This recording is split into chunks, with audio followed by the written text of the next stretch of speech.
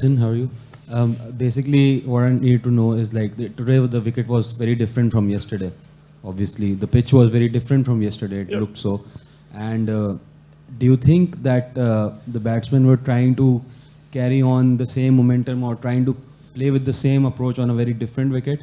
Because staying there for a longer time may have, given you a better chance today and booked a place for the playoffs. Oh, well, you'd have to ask them. But it's pretty clear that when you get bowled out for 80, you haven't adjusted or adapted to the conditions, the situation, or the opposition and their plans. We were poor tonight. There's no doubt about that.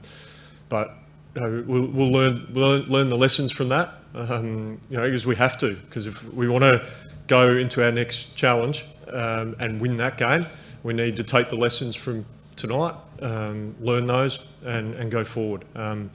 Look, sitting here, it's pretty disappointing having to front the media with a loss like that, because that's a bad loss. There's no hiding from that.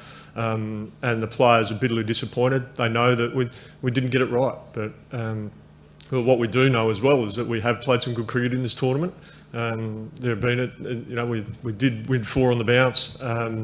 So we know we can do it. We just need to, when we find ourselves in situations where the conditions are very different to what we last played on, we need to be able to adjust. And unfortunately, we weren't able to do that tonight. And full credit to Islamabad, they played really well. Yes, Nourish. Hello, Jason. This is Nourish Khan. So, Hello. we saw that today, initially your batters were trying to hit the balls that were offering low bounce. We have seen that Usman Khan had come in this game scoring a century that was on a high bounce track. So do you think that you guys, failed to recalibrate the low release heights and the low bounce that Islamabad United bowlers were, attempting? And how do you, attempt to reset this muscle memory before the next game? Yeah, I think you're exactly right. We didn't adjust and adapt our games. The surface played as we expected, so it wasn't a surprise because we played on that surface before against Rawalpindi earlier in the tournament, so we knew what to expect. It probably kept it as low or a bit lower than probably everyone thought, but that's no excuse whatsoever. It wasn't a pitch to get bowled out for 80, no question. We just batted poorly, and we acknowledge that. We know we need to be better and adjust our game, adapt, and be better next time. Our batters will reflect on that, both individually and collectively as a group, when they get together to have a conversation, and they know that we missed a trick tonight. But look, full credit to Islamabad. They outplayed us, and you just take your medicine. But it's important that we park it and move on to the next challenge, which we've got a game on Sunday that we know we have to win to give ourselves a chance to progress to the next stage. So we'll, as I said, we'll take our medicine, and obviously we'll get over our disappointment, but then our focus will go into what's going to allow us to do well on Sunday. Jason, how you rate the fast bowling abilities in overall PSL, because you had earlier the coach of Pakistan team. Yep. How you rate the fast bowling in PSL? How do I rate the bowling in PSL, the fast bowling? Yeah, look, very highly. I think there's some wonderful bowlers. In Pakistan. I said it at the time when I was here in my role as the red ball coach. There's a lot of wonderful cricketers here in Pakistan, not just bowlers, but just wonderful cricketers. I've been very impressed. There's been a number of seamers that have done really well in this tournament, hasn't there? So it's been great, and it's enjoyable to watch. Admittedly, it's a little bit more enjoyable when we win.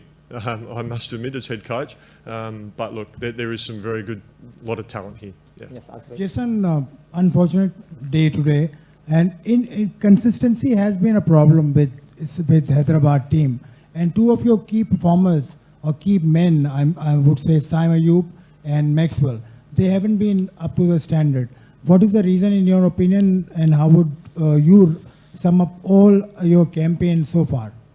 Oh, look, those guys probably haven't scored the runs they'd like. But they're doing all the right things. They've prepared really well, trained hard, been really specific in their preparation, how they want to go about it. They've been doing their research on the opposition bowlers. So they're ticking all those boxes. So as a coach, can't ask for any more. Sometimes players are not necessarily out of form. They just haven't got the runs behind them. But look, a bit like a lot of people were asking about Usman Khan earlier in the tournament and hadn't scored many runs, but we know what a quality player he is, and we knew at some point he would fire, and that happened last game and continued on. I thought he batted quite well tonight in a tricky situation with wickets falling around him, and look, the same with Simon, Glenn, two absolute quality players, and they're working hard, and I'm sure there's runs around the corner, and hopefully it's next game because we kind of need a win. Yeah. Yeah. Zamit? You talked about Saim Ayub, obviously. Yep. You have Sharjeel Khan on the bench. Do you think that maybe you guys could have rested him for a couple of games to just regain his rhythm? And meanwhile, Sharjeel Khan, who also played down the order, played exceptionally well. Do you think he could have been utilized in a more better way in place of Saim Ayub, and then shuffling both of them to take more out of them? Yeah, I mean, look, selection's always interesting and everyone has their opinions.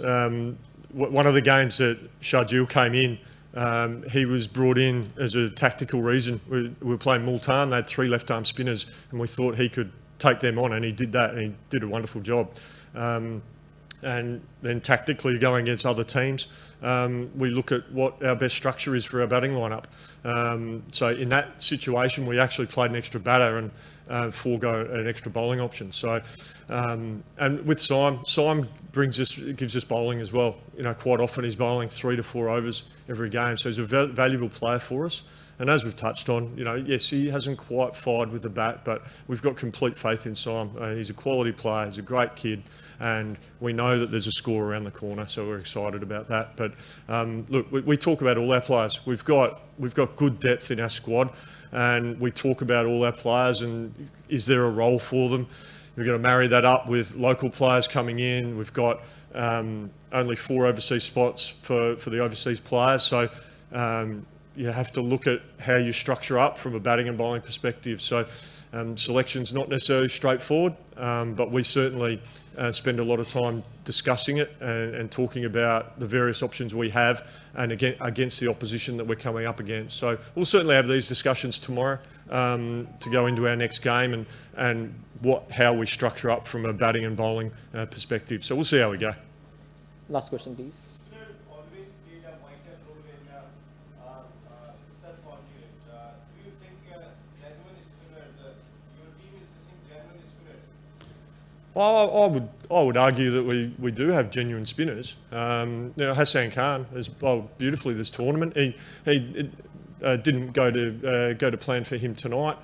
Very tough for bowlers when you're defending such a low total. I don't. Not going to go too far into our bowling effort tonight because we just got it wrong with the bat tonight. We saw it wasn't as bad a batting track as 80 runs because they scored 78 in their power play.